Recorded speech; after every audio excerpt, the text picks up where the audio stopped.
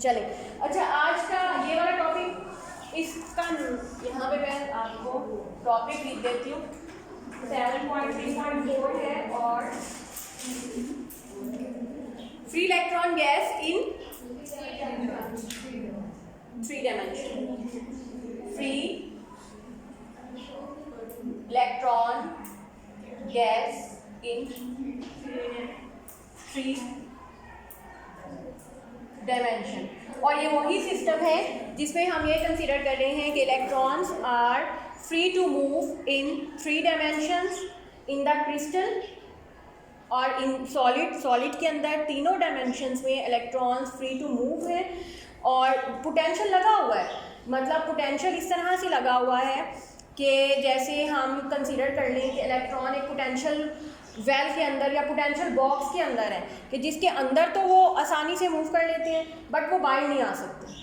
ठीक है, तो इसी तरह का पोटेंशियल हम कंसीडर करेंगे इलेक्ट्रॉन 3 डायमेंशंस में। 3 डायमेंशन में पोटेंशियल भी लगा हुआ है किस तरह से कि इलेक्ट्रॉन कन्फाइन है सॉलिड के अंदर, सॉलिड के अंदर फ्री टू मूव है। कन्फाइन कैसे है कि वो बाहर नहीं आ सकता। और ये सिस्टम वही बनता है जो पोटेंशियल बॉक्स की तरह आप इलेक्ट्रॉन को अगर कंसीडर करें और क्वांटम मैकेनिकल सिस्टम की तरह ये वही सिस्टम बनता है। अब हम इसके energy level, quantize energy level जो है वो फाइंड करेंगे। 1 डायमेंशन के हम पहले कर चुके हैं, बिल्कुल कैलकुलेशन सारी वही है। फ़र्क सिर्फ ये है कि आज हमने 3 डायमेंशंस को लेके चलना है।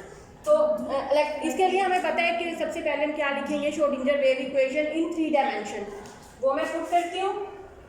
As we know that Schrodinger wave equation in 3 dimension. अब क्योंकि इलेक्ट्रॉन फ्री टू मूव है तो मैं पहले यहाँ पे लिख दूँ, मेंशन कर दूँ कि पोटेंशियल 0 है। हम इनसाइड द बॉक्स की बात कर रहे हैं। ठीक है, इनसाइड द बॉक्स या इनसाइड द सॉलिड पोटेंशियल 0 है और इसकी मैं वैल्यू लिखती हूँ और ये बनेगा d2 psi dx² plus d2 psi dy² d2 psi over dv² और plus 2m e over h² psi equals to 0। v equals to 0, potential कोई नहीं लगा हुआ। तो फ्री इलेक्ट्रॉन्स की इक्वेशन इन 3 डायमेंशन में श्रोडिंगर वेव इक्वेशन को हम फ्री इलेक्ट्रॉन्स के लिए इस तरह से रिप्रेजेंट करते हैं। ठीक है, उसमें हमने ये 1 डायमेंशन के लिए भी किया था, वहाँ पे सिर्फ क्योंकि हमने x की बात की थी तो एक ही डायमेंशन में आया था। अब let's suppose this is the solution of the equation in 3 dimension और ये क्या होगा x ऑफ x, क्योंकि हमने तीनों का अलग अलग लिखना है। ये सॉल्यूशन है, ये x of x, y of y और z ऑफ z के बराबर होगा। मतलब हर डायमेंशन में हमारे पास अलग अलग से वेव फंक्शन मौजूद होगा। अब इसको आपने डबल डेरिवेटिव लेना है। ठीक है, ये d2 psi ओवर dx², इसको आप कोई भी नाम दे दें। बुक में है हमारे पास इक्वेशन 7.35 और ये वाली है इक्वेशन 7.36। आप क्या करेंगे, 7.36 का डबल डेरिवेटिव लेंगे with respect to x, with respect to y, with respect to z, अलग अलग से डबल डेरिवेटिव्स लेंगे और उनको इस इक्वेशन में पुट करेंगे। पुट करने के बाद सबको आपने साई ऑफ x y से डिवाइड भी कर देना है। ये सारा कुछ करने के बाद जो हमारे पास आंसर आएगा इसके, क्योंकि हम डिवाइड करेंगे ना तो इसके ये बचेगा 1 over x d2x over dx²। ये इसमें सिर्फ y बचेगा, मतलब हम एक तरह से वेरिएबल सेपरेट भी कर रहे हैं। 1 ओवर y d2, ये y वाला wave function divided by dy² plus 1 over z d2z divided by dv² और plus k² equals to 0। For the moment suppose ये जो k² है ये मैंने किसके बराबर लिया है, k² is equal to 2me over h²। ये वाला जैसे हम मोमेंटम वेक्टर लिखते होते हैं, ये कोई चीज़ है। ठीक है, अच्छा अब आप ये लिख सकते हैं। अब क्योंकि मोमेंटम वेक्टर है ये भी 3 डायमेंशन में होगा तो मैं इसको रेस करती हूँ और यहीं पे लिख देती हूँ इसके भी तीनों कंपोनेंट्स के x² प्लस के y² प्लस के z² इक्वल्स टू 0। और इसके साथ ही अब आप इन वेरिएबल्स को सेपरेट कर लें, एक्स वाले को एक तरफ, वाई वाले को एक तरफ, जेड वाले को एक तरफ। 1/x d2x over dx square plus 7kx², 1/y d2y over dy square plus ky² plus 1/, no whispering please, d2z over dz² plus kz² और ये सब इक्वल टू 0। अब ये सब इनका सम इक्वल टू 0, तो ये अलग अलग भी सारे इक्वल्स टू 0 होंगे, तो we can write it as 1/x d2x over dx square plus kx² is equal to 0, 1/y d2y over dy square plus ky² is equal to 0, 1/z d2z over dv square plus kz equal to 0। ये 3 equations हैं और let suppose अब हमने इनका solution लिखना है, ठीक है। हमने अलग अलग हर डायमेंशन में सोल्यूशन को अलग अलग बना लिया। अब हमें चाहिए असल में अब सोल्यूशन x, y और z की फॉर्म में।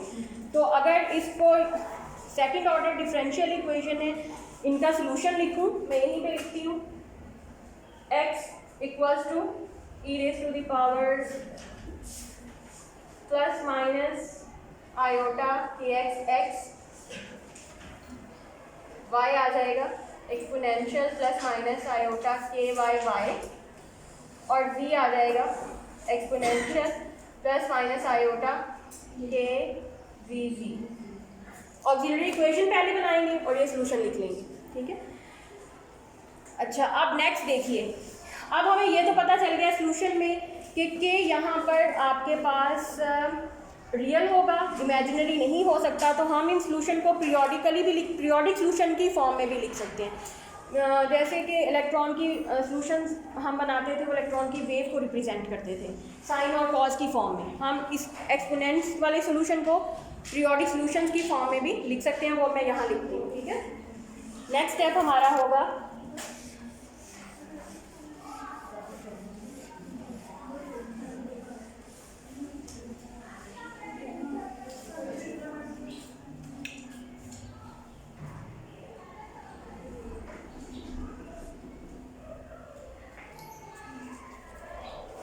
x को देखें,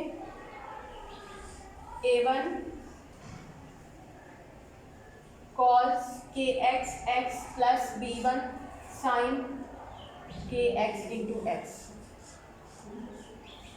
y a2 cos ky y plus b2 sin ky y और z आपके पास आ जाएगा a3 cos kz z plus k3 sin kz। ये इसी सोल्यूशन को मैंने पीरियोडिक वेव की शक्ल में लिखा और कुछ भी नहीं किया। Where a1 a2 3 b1 b2 b3 सारे कांस्टेंट्स हैं, to determine by using boundary condition. Boundary condition हम इस्तेमाल करेंगे तो इनकी वैल्यूज भी निकल आएंगी। अच्छा, अब पहली बाउंड्री कंडीशन हम इस्तेमाल करते हैं, since we know that psi equal to 0 at origin. Origin का मतलब है कि x is equal to 0। Origin पे x भी 0 होता है, y भी 0 होता है, z भी 0 होता है, तो और उस पर वेव फंक्शन भी 0 होते हैं। ये अगर आपको याद हो तो लास्ट में फ्राइडे में भी हमने जो चैप्टर किया था बाउंड्री कंडीशन, उसमें भी लगाई थी और यही लगाया था कि बाउंड्रीज के ऊपर वेव फंक्शन 0 होगा। क्वांटम मैकेनिक्स में भी हम यही बाउंड्री कंडीशन इस्तेमाल करते थे। अगर ये ट्रू है सो वी कैन राइट, इसका ये मतलब है, अच्छा इसको लगाएं यहाँ पर, ये क्या बनेगा x इज इक्वल टू 0, ये भी 0, a1 cos 0 plus b1 sin 0। अब sin 0 0 हो गए, ये टर्म तो वैसे ही खत्म हो गई, तो 0 equals to a1 cos 0, cos 0 1 होता है, ये 1 हो गया, तो यहाँ से हमें a1 की वैल्यू पता चल गई, a1 0 है। अच्छा, अब अगर a1 0 है, अब इसको इसमें वापस पुट करें, ये इक्वेशन x वाला फंक्शन हमारे पास आ जाएगा b1 sin kx into x, A1 0 हो गया। अच्छा, अब इसमें हम सेकंड बाउंड्री कंडीशन पुट करेंगे। सेकंड बाउंड्री, एक पोटेंशियल बॉक्स की एक बाउंड्री 0 पे होती है, x = 0, दूसरी का होती है x = L पे। 0 to L तक का ही हम लेते हैं ना डायमेंशन। तो अब अगर हम पुटिंग मतलब x = 0 एंड x = L, अब ये पुट करेंगे हम अगेन यहाँ पर। तो wave function 0 v1 sin kxl। अब हमें पता है कि sin kxl, इस इक्वेशन से हमें ये पता चलता है कि v1 तो इक्वल्स टू 0 नहीं है, क्योंकि ऑलरेडी a1 = 0 है। अगर v1 भी = 0 हो गया मतलब कि सोल्यूशन ही एग्जिस्ट नहीं करता, ट्रिवियल है। a1 हमें पता है 0 है, तो v1 0 नहीं है। तो इसका मतलब है क्या चीज़ 0 है? sin kxl = 0। अब sin kxl = 0 कहाँ होता है? sin n पाई पे ही होता है ना, 0 पाई 2 पाई 3 पाई पे ये वैल्यू साइन की 0 होती है। तो इसका मतलब है कि kx की वैल्यू kxl = n पाई। kxl अगर = n पाई है तो यहीं पे हम निकाल सकते हैं by repeating similar procedure we can write it as k y l, ये यहाँ पे nx आ जाएगा, x वाली डायरेक्शन का, k y l n y पाई k z l n z पाई। और यहाँ से हम वैल्यू निकाल सकते हैं kx, ये सारी आपके पास आ जाएंगी बाय l बाय l। मतलब कि मोमेंटम वेव वेक्टर जो हैं kx ky kz, इन सब की वैल्यूज भी आपने निकालनी है। अगर ये आ जाए तो एनर्जी भी आ जाती होती है। ठीक है, अब हम इन वैल्यूज को सॉल्यूशन के अंदर दोबारा से पुट करेंगे। हमारे सॉल्यूशंस क्या बनेंगे, ये देखें।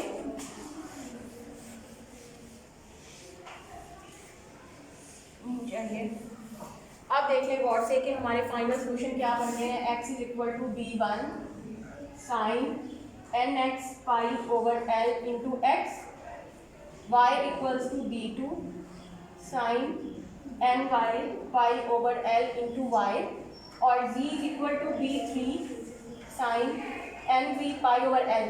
एक को तो हमने डिटेल में कर लिया था ना, x वाले को डिटेल में निकाल लिया, बाकी दोनों ये साथ वैसे उसी प्रोसीजर को रिपीट करेंगे तो ये भी आ जाएंगे। ठीक है, ये तीनों आ गए। अब हम कंबाइंड सॉल्यूशन लिखते हैं 3 डायमेंशन में। वो था हमारे पास वेव फंक्शन साई, और किसके बराबर था? x y z तीनों। तो वो हमारे पास आ जाएगा b1 b2 b3 sin nx pi by l sin ny pi by l sin nz pi by l और g। ये हमारे पास wave function of the electrons in 3 dimension in the crystal. Wave function आ गया, energy रहती है बस। अच्छा, लेट्स सपोज ये b1 b2 b3 को निकाल देती ना, कांस्टेंट है ना, इसको मैं a कांस्टेंट a के बराबर पुट कर देती हूँ। ये हमारे पास सॉल्यूशन आ गया।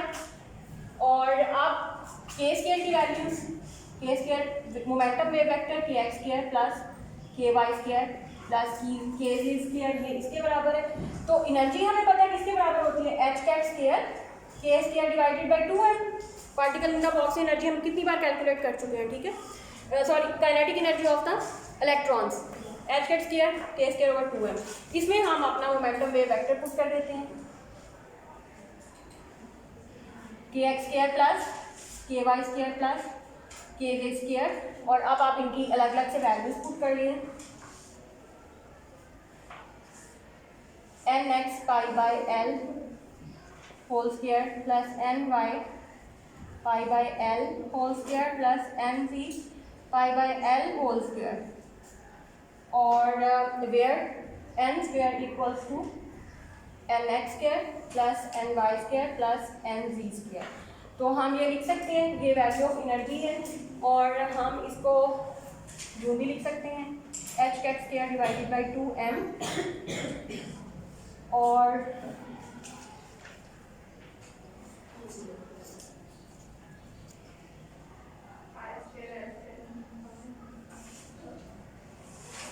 साथ pi by L whole square, ये कॉमन आ जाएगा ना, अंदर क्या बचेगा, जा रही इसको लिख सकते हैं h cut square divided by 2m pi by L whole square n x square plus n y square plus n z square, यहाँ तक। या हम ये लिख सकते हैं h cut square divided by 2ml square और n स्क्वायर, पाई स्क्वायर आना चाहिए सब, आएगा पाई स्क्वायर और ये साथ n स्क्वायर, ठीक है। यहाँ तक ये हमारा En मतलब वैल्यू ऑफ एनर्जी लेवल्स भी आ गई। अब हमने इसमें उसी तरह से इलेक्ट्रॉन्स को फिलअप करना है जैसे हमने 1 डायमेंशन में फिलअप किया था, वो हम जल्दी जल्दी देख लेते हैं। Degeneracy of the levels, last ये छोटा सा है, ये इसी टॉपिक के साथ आज का हमारी समरफील्ड मॉडल जो है ख़त्म हो जाएगा ना, ये लास्ट है। अच्छा, अब देखें कि एनर्जी लेवल की वैल्यू हमारे पास क्या आई है।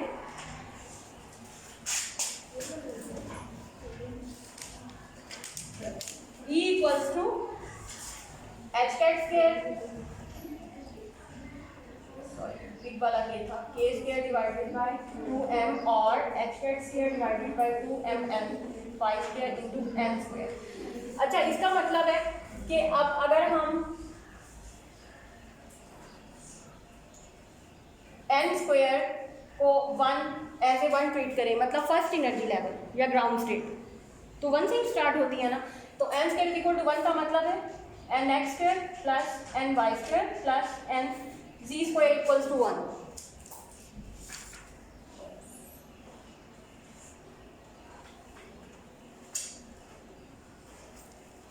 अच्छा, और ग्राउंड स्टेट में हम क्या करेंगे, ग्राउंड स्टेट में n x is equal to n y equals to n z equals to 0। Ground state को लेट सपोज हम कहते हैं कि यहाँ पर ग्राउंड स्टेट वैल्यू 0 है, तो ग्राउंड स्टेट में हमारे पास ज़्यादा से ज़्यादा 2 इलेक्ट्रॉन्स आ सकते हैं, एक अप स्पिन वाला और एक डाउन स्पिन वाला, just like the 1 dimensional box की तरह, इस तरह से आएंगे। अच्छा, अब for first excited state n square हमारे पास 1 होगा, और इसमें देख लें कि कैसे अकोमोडेट होंगे इलेक्ट्रॉन।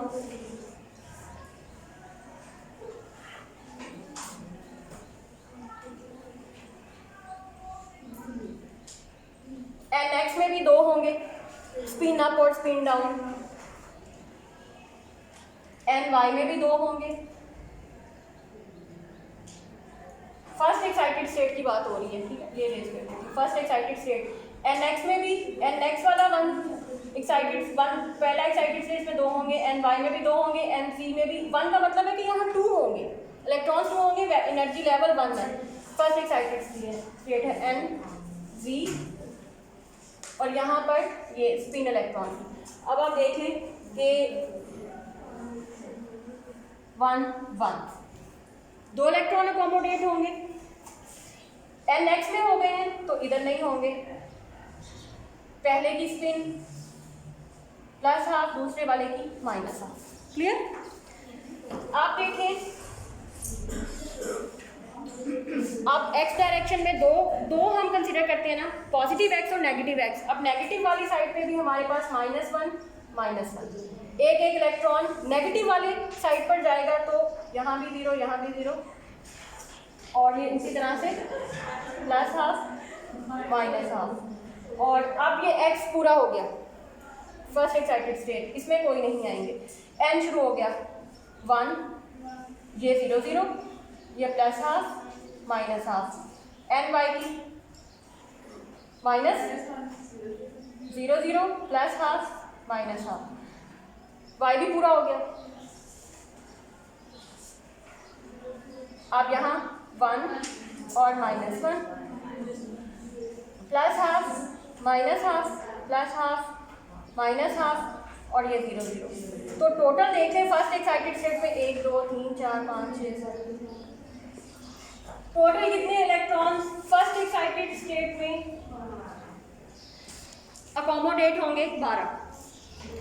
12 के बाद जब आप 13 इलेक्ट्रॉन पोटेंशियल बॉक्स के अंदर डालेंगे तो वो अगली एक्साइटेड स्टेट में जाएगा, कौन सी वाली में? जहाँ m² 2 होगा।